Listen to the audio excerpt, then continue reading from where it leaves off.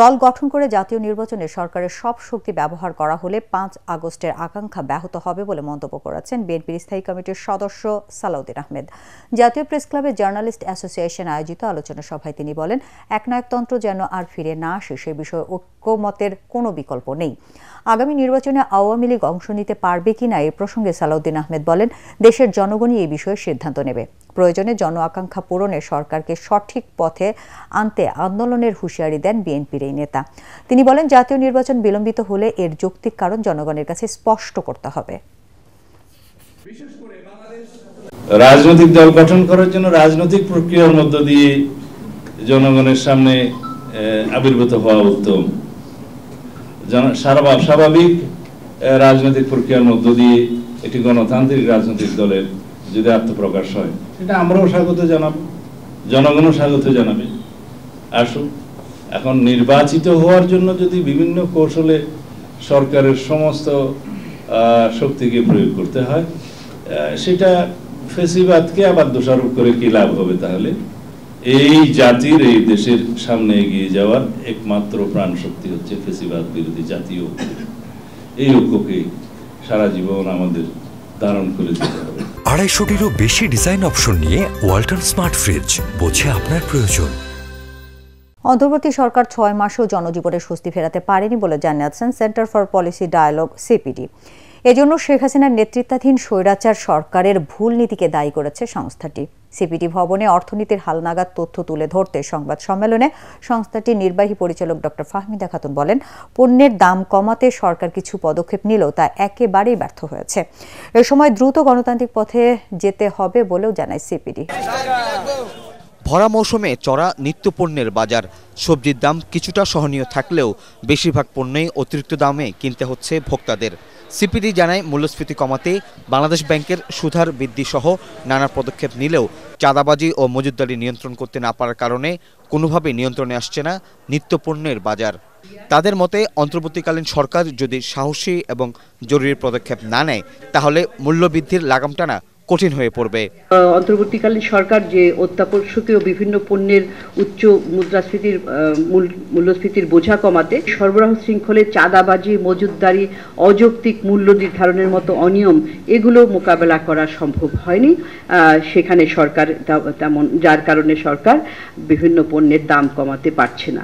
মধ্যস্বত্বভোগী এবং যোগ সাজসের মাধ্যমে যারা দাম বৃদ্ধি করে তাদের বিরুদ্ধে শূন্য সহনশীলতা নীতি, প্রতিযোগিতা আইন 2012 এটাকে সংশোধন করা, সাধারণ মানুষের দৈনন্দিন জীবনের চ্যালেঞ্জ মোকাবেলা করা, যাতে তারা অর্থনৈতিক ধাক্কাটা থেকে পুনরুদ্ধারের জন্য কিছুটা অবকাশ পায়। সেমিনারে চলতি অর্থবছরে 6 মাসে 45.1 হারে রাজস্ব আদায় করতে হবে সরকারকে, যা অসম্ভব বলে মনে করে সিপিডি।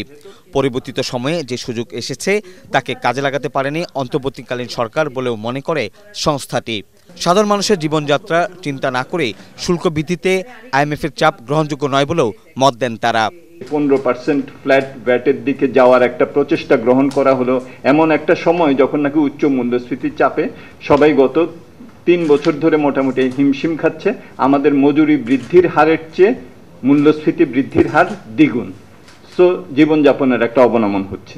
যে এখন একটা সুযোগ এসেছিল অন্তর্বর্তীকালীন সরকারের, যে আমাদের প্রত্যক্ষ কর এটার কিভাবে আমরা ভিত্তিটা বাড়াতে পারি, এটা কিন্তু একটা সুযোগ ছিল। আমাদের এখানে কর ফাঁকি, বিশেষত প্রত্যক্ষ কর ফাঁকি একটা বিশাল, এটা আইএমএফ বলেছে সেই জন্য করতে হবে বলে আমরা কখনোই মনে করিনি। আমরা মনে করেছি যে এই সর্বনিম্ন কর জিডিপি, রাজস্ব জিডিপির হার, এটা থেকে আমাদের বেরিয়ে আসতে হবে।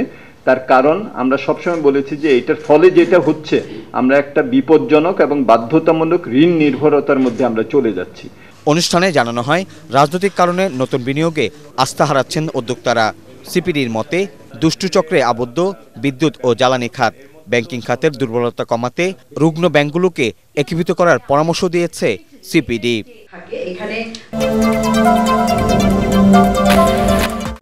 টঙ্গীর তুরাগ তীরে শুক্রবার শুরু হচ্ছে বিশ্ব ইজতেমার প্রথম পর্ব। মুসলিম উম্মার দ্বিতীয় বৃহত্তম এই মিলন মেলায় অংশ নিতে এরই মধ্যে ইজতেমা স্তরে জড়ো হতে শুরু করেছেন দেশি বিদেশি মুসল্লিরা।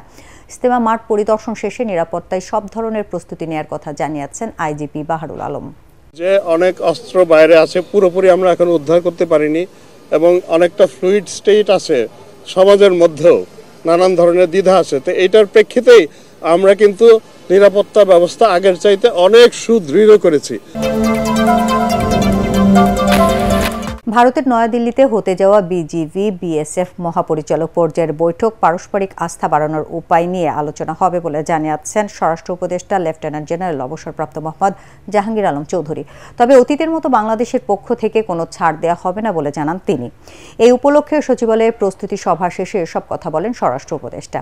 তিনি জানান, সীমান্তে চলমান অস্থিরতা, হত্যাবন্ধ, 150 গজের মধ্যে স্থাপনা না করা, ভারতীয় গণমাধ্যমে মিথ্যা তথ্য প্রচার বন্ধ সহ বিভিন্ন বিষয়ে আলোচনায় স্থান পাবে দ্বিপাক্ষিক বৈঠকে। এ সময় বর্ডার গার্ড বাংলাদেশ বিজিবির মহাপরিচালক বলেন, ভারতকে কোনো ছাড় দেয়া হবে না, নিজেদের স্বার্থ রক্ষায় বৈঠকে শক্ত অবস্থান নেওয়া হবে। আগামী 17 থেকে 20 ফেব্রুয়ারি ভারতের নয়াদিল্লিতে বিজিবি বিএসএফ মহাপরিচালক পর্যায়ের 55তম বৈঠক অনুষ্ঠিত হবে। চাঁপাইনবাবগঞ্জ আঙ্গরপোতা দহগ্রামের one of the main agenda, border killing one of the main agenda, অন্যান্য রিভার ডিসপিউট যেগুলো ওরা এখন ডিমার্কেশন করছে না ওগুলো মেইন এজেন্ডা। মোট কথা আমরা ওই যেটা বললেন কোনো ছাড়, সমস্যাগুলি যে আলোচনা হবে এবং কিছু কিছু সমস্যা একেবারে আমি গিয়ে বলি যে 100% সমস্যার সমাধান করে আসতে পারবো তা তো না। কিছু সমস্যার সমাধান হবে, কিছু আবার হয়তো নেক্সট মিটিং এ সমাধান হবে, এইভাবেই তো আস্থা বৃদ্ধি পাবে।